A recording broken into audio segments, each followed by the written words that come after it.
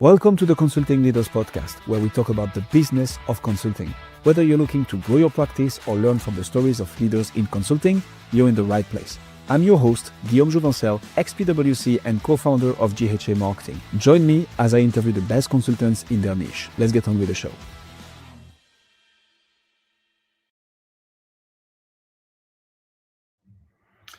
Caroline, welcome to Consulting Leaders. Happy to have you. Thank you, Guillaume. It's a pleasure to be here. So, investment banking people are my people. So excited about this one, Caroline. Although you had a much longer career than I did in investment banking, but still, that's where the story started. So, What got you into consulting and executive coaching after such a long career in investment banking? Yeah, it was an 18-year career in investment banking in Australia, Singapore, and in the UK. But I didn't leave it because I wanted something easier. It was certainly a tough environment to work in. There was a time when I looked up and I didn't actually want to be anyone that I could see ahead of me. I'd worked as a chief of staff. I'd done various leadership roles across the globe. And what I saw was the cost of operating at that next level up and the most senior levels in the bank was actually just feeling too high. And this is where I saw and still see really highly capable people projecting a level of confidence, whilst at the same time they were privately second guessing themselves. And subsequently, I'm working outside of banking now, running my consultancy for the last 6 years. And we ran some research and we found that 90% of people are regularly second guessing themselves and questioning their decisions. And that may show up as they don't put themselves forward for roles, they may not speak up, they may not challenge, or they may just have a deep sense of imposter syndrome. And the reality is that confidence, and this is where we really specialize in the neuroscience of confidence, is a really key differentiator for organizations of the future. And so what I wanted to do was pair that corporate background that I had with applied neuroscience, which I studied, and also a professional coaching career as well, to triangulate that so that we can really give organizations rocket fuel in terms of their performance. So I think this is a good segue. What is the problem that you're solving now then? What does it mean for an organization to have more confident leaders? How does that impact my bottom line? Said every CEO ever. Yeah, and I mean, this is the critical point, right? So if I give you, I'm going to give you 3 more stats from our research. So we found that 77% of people don't speak up because they doubt themselves.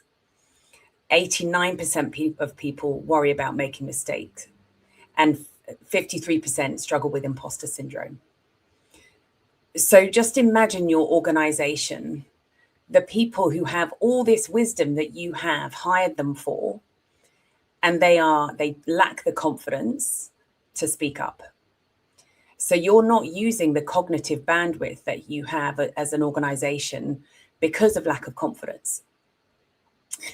And the way I like to describe it is confidence is a bit like an iceberg. And what organizations tend to do is they focus on above the water. And I'm going to give you 5 A's. So above the water is our abilities and our attributes.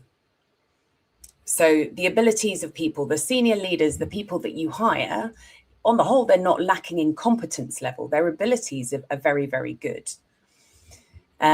Their attributes also, how they show up, both mentally and physically, maybe their executive presence, their ability to communicate.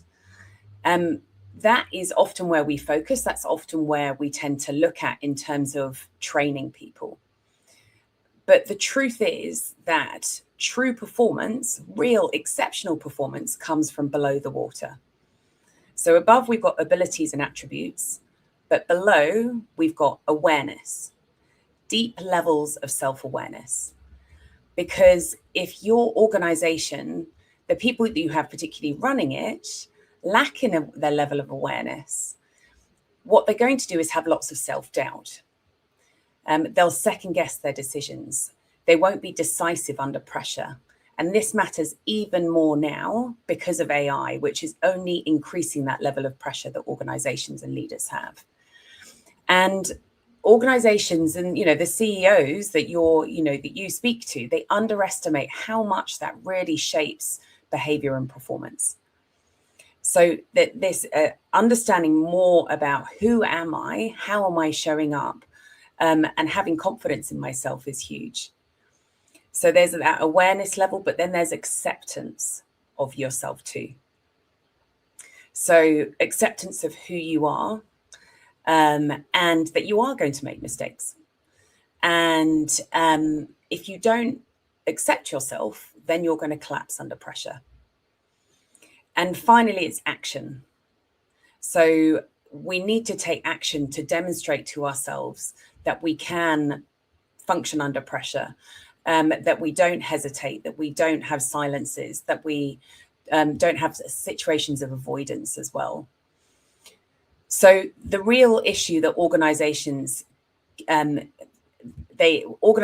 focus on trying to fix the abilities and the attributes, but where they should be really focusing on is underneath the water at that awareness, acceptance, and action piece. So obviously you have much more experience than me in that field, Caroline. I'm gonna challenge you a bit though. Please. Isn't second guessing yourself, imposter syndrome is like the word we put on it, which is fine by me, but isn't just a feature, not a bug? Isn't it that when you take new functions, you're not yet fully ready, which is okay. Like confidence comes from having an overwhelming amount of proof that you can do what you say you do. And that means repeating like amazing amount of time the tasks that you are to perform, so that it just becomes part of your day to day. And when you've like rehearsed 1,000 times your speech, that it's all the way and backwards, that you can recite it was doing something else. It's not just that you came with confidence from like out of nowhere. You just repeated the speech, got them 1,000 times. Pardon my French. Let's call it French privilege. So what are your thoughts on this? So what you were talking about is confidence and competence, and there's something called the confidence competence loop. Okay. So yes, over time, as we get more competent in whatever it is that we're doing, our confidence level grows. And there's a few different definitions of confidence which will help answer your question. So one of them is belief in my ability to figure things out. And what you'll notice about that isn't that I have all the answers, which is the competence piece. It's that I trust myself enough that when I meet the unknown, I will be able to figure it out. And that's one of the big differences, right? Because if something comes your way as a leader and you haven't seen it before, what you don't want is the situation where someone says, I haven't had all those reps. I don't know what to do in this situation. You want someone who trusts themselves, who knows themselves well enough to know, you know what, I haven't seen this before, but I trust that I have the abilities to figure it out. Another definition of confidence is integrating your internal and external authenticity. I'll say it again because you have to kind of absorb it. So integrating your internal and external authenticity. And what that means is not trying to be someone different externally to who you are inside. And that is really true, authentic confidence. Because you have lots of people out there who have the reps, but still deep down, and our research shows over 50% of people struggle with imposter syndrome. They're saying, yes, I've been doing this, but deep down, I still don't feel like I belong. And that is that deeper level of actually saying, you know what, I'm going to accept myself and I'm going to be unapologetically myself. And that's the difference, we believe, in terms of a leader who is more about bravado, more someone who has to feel like they need to prove themselves, versus the true exceptional leaders who are totally authentically themselves. I like that. Who's your target clients, Caroline? Like who you're helping specifically? Yeah, we work with organizations, really, I guess, forward-thinking, innovative organizations who want to set themselves apart. So where decision-making quality really matters. We know that organizations where they're psychologically safe, so people feel safe to show up to be themselves. We know that that is where execution improves, trust increases, decisions get better. So the best engagements that we have are with leaders who understand that having a level of capability without confidence doesn't actually scale. Just like what we were just talking about. We worked with an organization in Australia who the CEO was an ex-elite sportsman. And he said, I want a confident organization because a confident organization is a high performance organization. And he understood that if he had everyone around the table he started with his senior leaders and then rolled out programs throughout his company. He understood that when he had all of the brains around the table feeling confident to challenge, be themselves, be authentic, speak up, the level of performance he'd get would be completely different. We often work with corporates. Obviously, that's a natural place for us, particularly given my corporate experience and the other coaches I work with. And from that perspective, it tends to be people, obviously lots of smart people like yourself, when you're going in and when we can talk to people, not just about feelings, because that can be very, very vulnerable. We talk about neuroscience. And when you talk about neuroscience, it gives permission to look at things which would come up in the workplace in an entirely different way. So we're often brought in at the CEO level, people who are saying, we want this. I love this idea. I want a confident organization and have someone who can speak to me in a way that, and speak to my organization in a way that is both inspiring, but actually relatable and relatable from a science perspective. And then we tend to often be talking with their HR partners, their talent leads, making sure it integrates with their broader people strategy as well. So forward-thinking organizations, people who leaders who want their team to be more confident, lead better. Do you have any specific industry, a specific company size, a specific criteria of company? Your method, and I like actually one of the very first personal development book that I read was neuroscience focus. So I like the niche. Yeah. Do you have any specific industry, company size that you target, Caroline? Yeah, we often work with finance industries. So I'm working with a big global international bank at the moment. We've worked with the Bank of England in the past. That's definitely a natural place for us, given the experience that we have. And, I think often you would find the same thing. People, as humans, we want to connect with people who are similar to us. So when you can discuss those kind of experiences that you've had and actually be opposite someone and say, I hear you, I see you. And actually, the power comes from when we share some experiences as well of times which have been hard. That breaks down a lot of the barriers in terms of our ability to connect with our clients. Having said that, I've worked with a property management company. We've worked with Google. We've worked with IT technology companies, because the truth is with neuroscience, everyone has a brain, and there are some really core evolutionary reasons why we behave how we do. And so we can work across industry as well. I hear you and I agree. But I like the focus on the finance industry just because, I mean, I talk to so many B2B coaches and consultants who are like, oh yeah, I'm industry agnostic. And I'm like, I get it. I understand why, right? People are people. They all function the same. But you being able to understand the very specificities of a specific industry because you spent 18 years in it, but most importantly, this industry being able to see you as in, okay, that person helps with XYZ problem and she gets me because she was in my shoes and like she's done it for so many people in the same niche, although it could be applied to any other niche, has an impact on how much people are willing to work with you and how much more of a premium they would be willing to pay you as well. So I like that focus. Quick question on this. I think that's such an important point that I will die on that hill. Like we should niche down, even if our service is industry agnostic.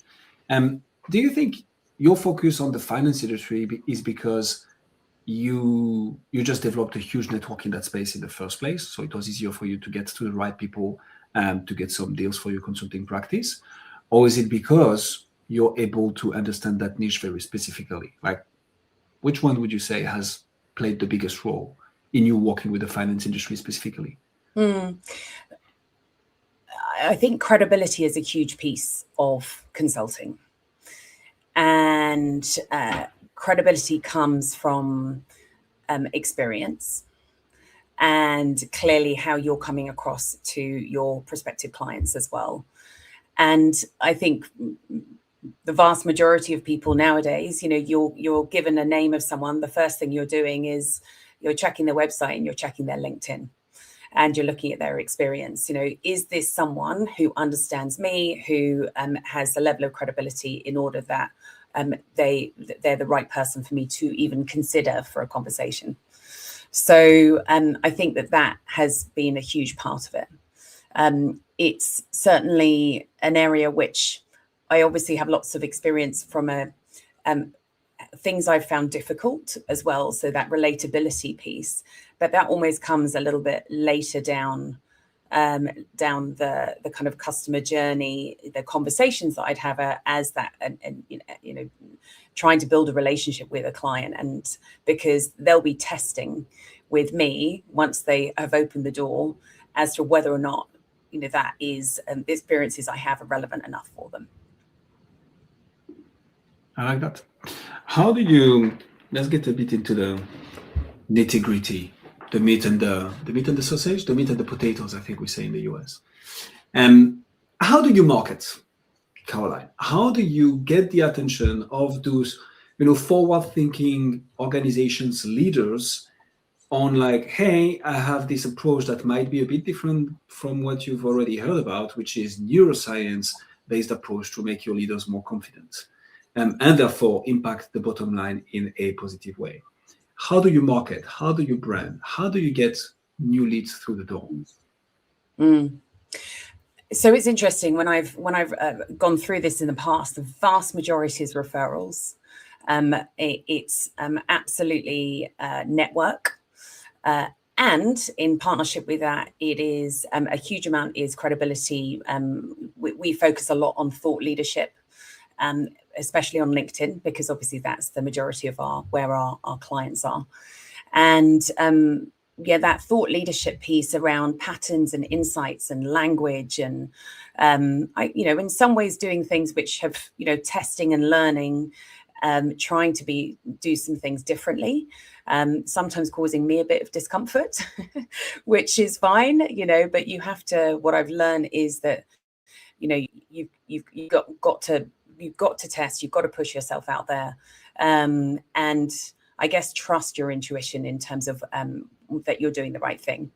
So referrals are definitely very important. Testimonials, all of that kind of thing. We're always very focused on trying to get that. We know that everyone knows now, we get asked for a survey. I went to the post office the other day and they asked for feedback on, how I posted my letter. And I mean, this is the kind of world we're in now. People want that trust and that trust sense and that trusted client relationship. So as the vast majority is through that referrals piece, network, These kind of things, I think, I was speaking on for a TV segment the other day, getting out there, getting our message out there. Obviously there's some email marketing, but I think a lot of people, so much of their, even whether it's AI now, it's all being segregated. Everyone is so busy, so overwhelmed with a lot of that messaging. Things like podcasts, I think, can be a super helpful way that people can, multitask and hopefully absorb some really good information and learn about things whilst they do something else, whether it's the washing or commute to work or whatever that might look like. So I found out about the first author. I read the book about neuroscience. So it's Idris Aberkan. I don't know if that rings a bell. A bit of a controversial character now, but he's written a book. I don't know how to say it in English. It's like Your Brain is Amazing or something like this in French. And I learned about him on the podcast. So here we go. How do you, there we are. how do you move from a referral, a networking event, that credibility, that thought leadership on LinkedIn, to an actual conversation, a sales conversation, an SOW, a letter of engagement? How do you move the prospects forward in your funnel, Caroline, with such a particular approach, which is neuroscience-based coaching? So this is something which I've had to learn, and I think I was never in a sales role. I didn't have that background. I was very much the receiver of, whether it was vendors, people. When you're in a big investment bank, you've got lots of people who are kind of trying to get products and services into use. So this has been a really good learning curve for me. And particularly when you're a founder or something, then you're very passionate about it. I really genuinely believe and know in the value of what we do. And the danger is that you just tell people. And what I have learned is that it is much, much better to listen than to talk.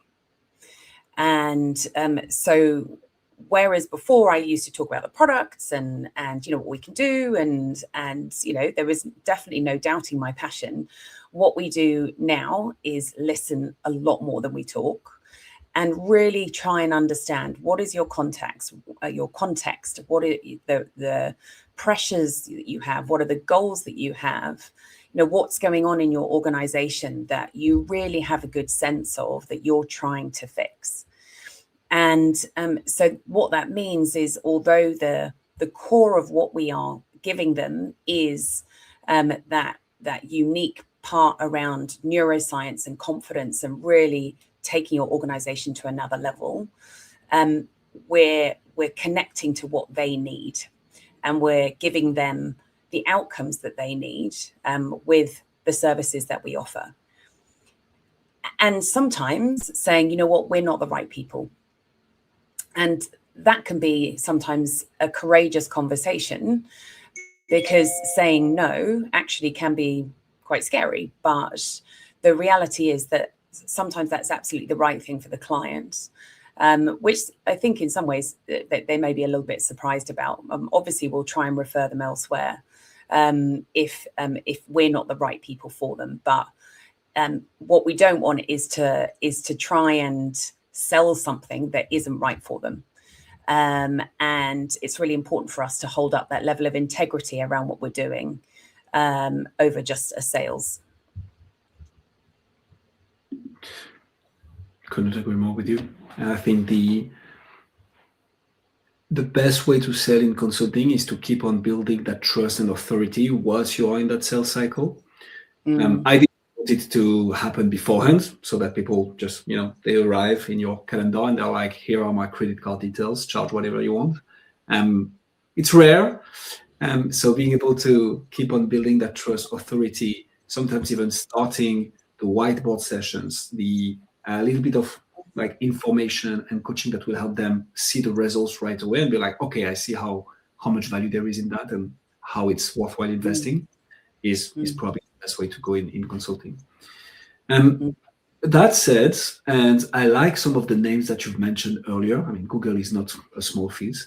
How do you retain once you sign the client, Caroline? Because the the way I picture it is you're going to have a series of workshops, potentially one-on-one coachings with some of the leaders, make them feel more confident, and then that's it. They are more confident. Here we go. They go and get the results that this will allow them to get. So how do you nurture one relationship once you've established it, and how you keep on engaging with that same client to nurture and, we like to say, farm in consulting? How do you do that? Yeah, I think the truth is that we're focusing on a long-term impact rather than quick fix, and clients tend to see changes in how their organizations think and make decisions and how they work together, and that happens over time. And the research is showing really clearly now, our brains aren't good at absorbing information. A 2-day workshop, statistically within 24 hours, you're forgetting 70%. Within a week, it's 90%. That's a really poor ROI. So as much as we can, we try to make our engagements much more neurologically, that they make sense. And what tends to happen is, because we're really careful about benchmarking, about measuring what is happening with the group that we're working with or the groups we're working with, what they see is this is making a really big difference. And then it rolls out to a different group and it rolls out. So as over time we're tracking that, we work both with our own benchmarks and as well as organizational benchmarks as well, whether that's, people surveys or attrition rates, promotion rates, all of those kind of things. Success breeds success.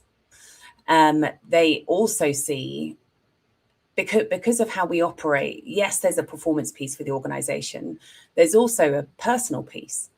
And this is a really strong message as well, that we try and give people when we're working with them, because, your organization doesn't just invest in you so that you will perform better.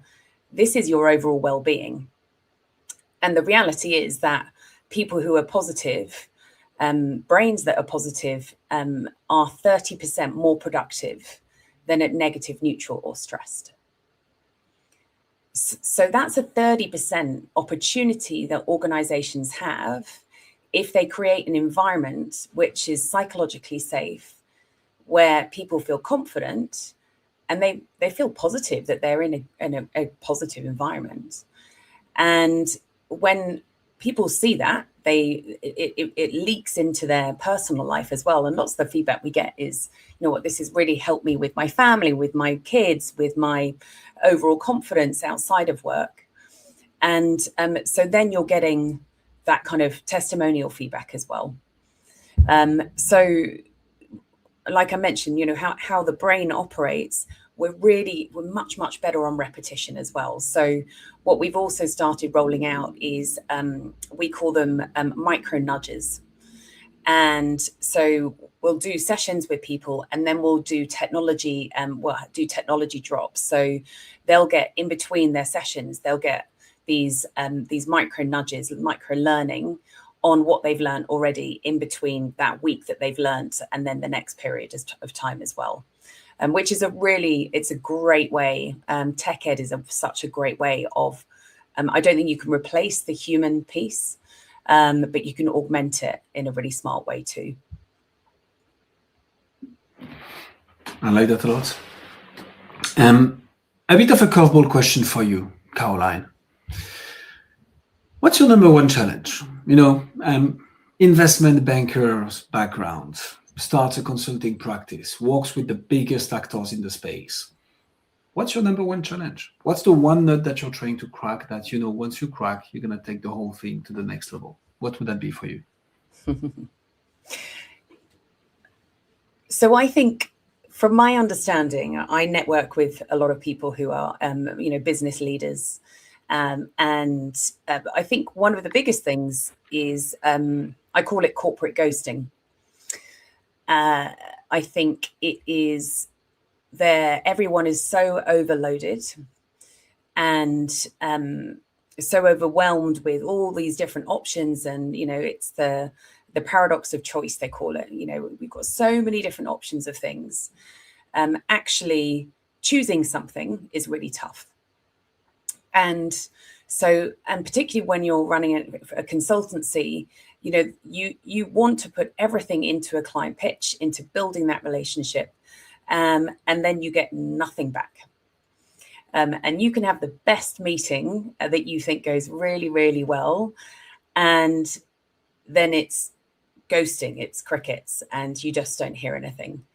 And I think having been in the banking world and been in the positions that I have been, where people would trip over themselves to help me, it's been hard being in situations where, you know, when you're genuinely trying to do the right thing, I think it's really tough having a level of rejection, which is, you know, as we know, our brain hates rejection, right? We want to be accepted.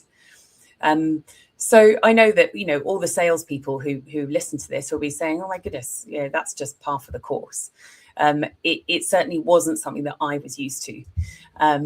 But I try to think of it as every single time I'm communicating with a client, I'm pitching to them, I'm learning, I'm getting better, our company is getting better. You know, who knows when that relationship will end up, whether they refer you to someone else you don't even realize, who knows where that work that you've put in will end up reaping rewards. Caroline Brewin, ladies and gentlemen. Caroline, if people want to find out more about you, see what you do, where should they go? So you can find me on any of the socials at Brain Powered Coaching. And I'm also on LinkedIn under Caroline Brewin. And our website is brainpoweredcoaching.com.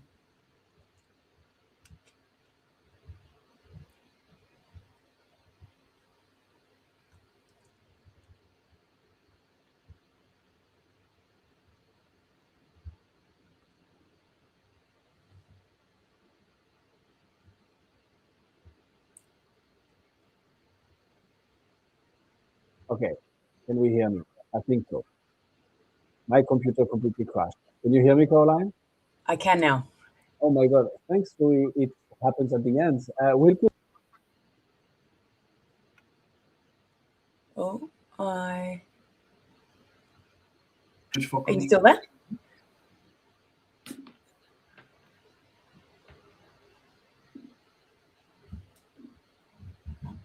Oh my God.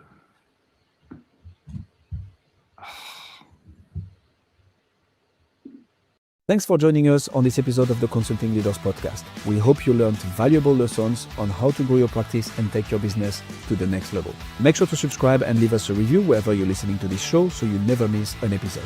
To apply and be a guest on the show, click the link in the description. See you next time.